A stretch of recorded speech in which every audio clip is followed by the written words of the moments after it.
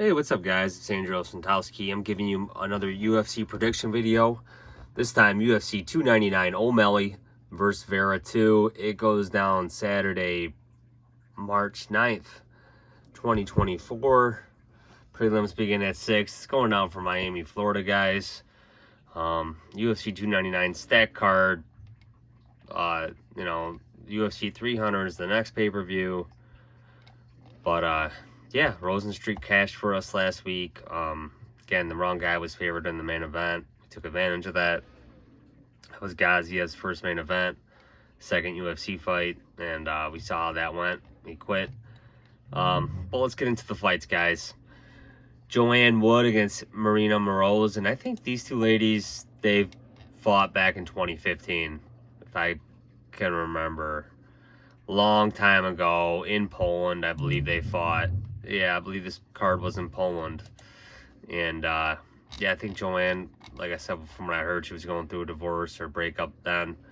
And I don't even know why she's still in the UFC, really, man. She's dating or married to John Wood. But she's looked horrible in her last few fights, man. I mean, beat Luana and Carolina. Did not look impressive in that. Lost to Grasso, Santos, Murphy. Just, beat Jessica, who's no longer part of the UFC. And Marina Moroz, I just feel like she's a better version of Joanne Wood. Pretty slick striker, good ground game. 32, so she's 6 years younger, but she's on a 2-fight skid too, so you don't really know where she's at. But, she did lose to Jennifer Maia and Karine Silva, and those two ladies are still in the top of the strawweight division. I'm going to side with Moroz here, not super confident. Don't know what type of, she's on a 2-fight skid. No confidence in Joanne Wood, but I'm going to side with Marina Moroz here. CJ Vergara against Asu Almabaev. So Vergara, man, he's had some exciting UFC fights. He's on a 2-fight winning streak. Beat Vinicius Salvador. Beat Daniel Lacerda in a fight that Lacerda kind of had him hurt in. He lost to Tatsuro Taira, but everybody's lost to Taira. He did have a back and forth with Ode Osborne, I believe, which was a good fight. So he's been in some exciting fights from what I can remember. Asu is coming off a win in the UFC back in August. He beat Ode Osborne by choke. I'm going to pick him here against Vergara, man. I think the odds are off, but I am going to pick Almabaev, but like I said, it's not going to surprise me if Vergara wins. Wow, heavyweight fight, Robelis Despaigne against Josh Parisian, and well, this guy, he's the big boy. It's his nickname. He's got a highlight reel knockout, 4-0 in the UFC. He's 35, and this dude's knocking everybody out, man. I mean, if this fight goes outside of the first round, this is probably Josh Parisian's fight. I'm going to side with Robelis here. I think the UFC is hoping for an exciting finish here, exciting knockout. But, Josh Parisian, man, he can hang in there for a little bit, man. So it's not going to surprise me, man. I would not be laying this heavy chalk on Robelis Despaigne. We'll get the odds here in a minute. Pull up the odds, guys. And this guy is he's sitting at a -326, and I think I've seen him as high as 4-1. But I mean, like you said, if he doesn't get Parisian out of there, man, it could get very sketchy for him. But I think the UFC's banking on Robelis putting him out of there. I'm gonna side with Robelis here, but again, another fight that will not shock me if Parisian does squeak it out, because Robelis has not gone outside of the first round. Felipe Lins against Ian Cutelaba. I've been very impressed with how Lins has kind of like turned the corner in his career. Kind of thought the guy was done, man. Pulling out of fights, fighting at heavyweight. Well, he's looked very good, man. Nice, impressive win over Maxime Grishin. Beat OSP, beat Marcin Preciado.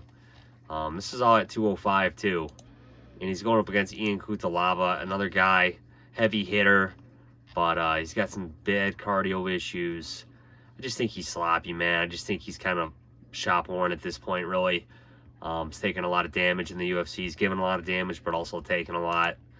And I'm going to side with Felipe Lins to get him out of here. But, again, these two guys are going to be swinging at each other's heads. So it's not going to shock me either way. But I am going to side with the underdog and Felipe Lins here.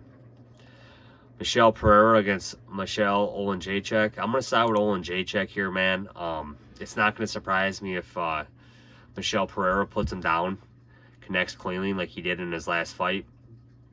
But this guy's coming off a nice win over Chidi Njokuani, and Njokuani could have used his reach a little better. He could have put Michelle out of there, but Michelle just keeps coming forward, keeps throwing, takes damage to give damage.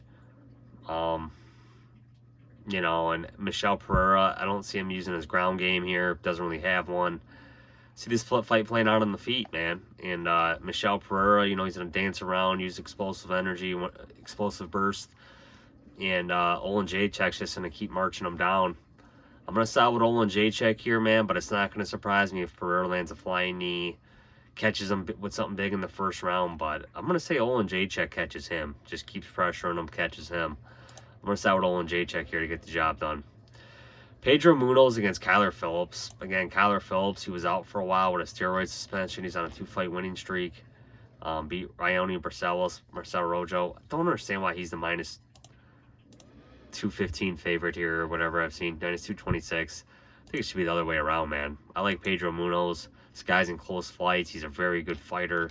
It's hard to look good against this guy, man. Look who he's losing to, Marlon Vera. That was a close decision. Beat Chris Gutierrez.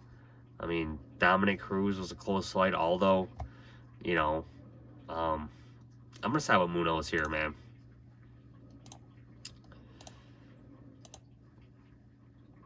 Mateus Gamrot against RDA. It'd be a great fight if RDA was still in his prime. We've seen Gamrot look good. Gamrot cashed for me as an underdog against Rafael Fiziev back in September. And Fiziev got hurt, but I do think Gamrot was starting to take over. I do think Gamrot would have got the fight to the ground. Gamrot, good striking, good ground game, very fast.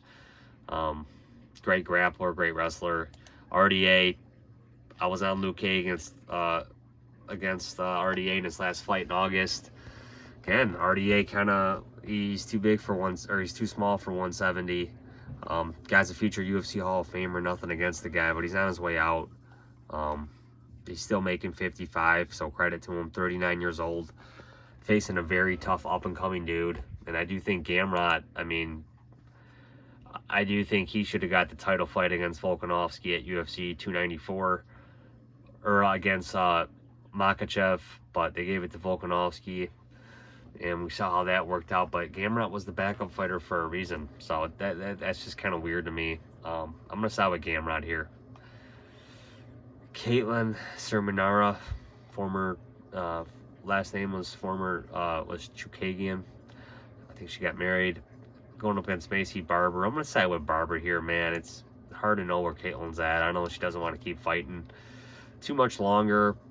She does have a win over Maya Ribas, so it's not going to surprise me here if she pulls off the win. I'm going to side with Barber here, just younger, probably hungrier, 5-fight winning streak. I mean, she's starting to look the part, man. It wasn't too long ago that she lost to Roxanne Modafferi, and you know, so I'm going to side with Macy Barber. Curtis Blaydes against Charlton Almeida. Another fight that won't surprise me in the outcome. I do think Blaydes is the better fighter, though, man. I do think Blaydes can use his wrestling in reverse, keep this fight standing. He's got heavy power, heavy striking. You know, I think he control. I think if he, you know, got on top of Almeida, he can just sit in his guard and control him, laying ground and pound. Almeida really doesn't like to strike. I guess he will. I guess it's possible he could hurt Blaydes with an overhand right and stuff like that.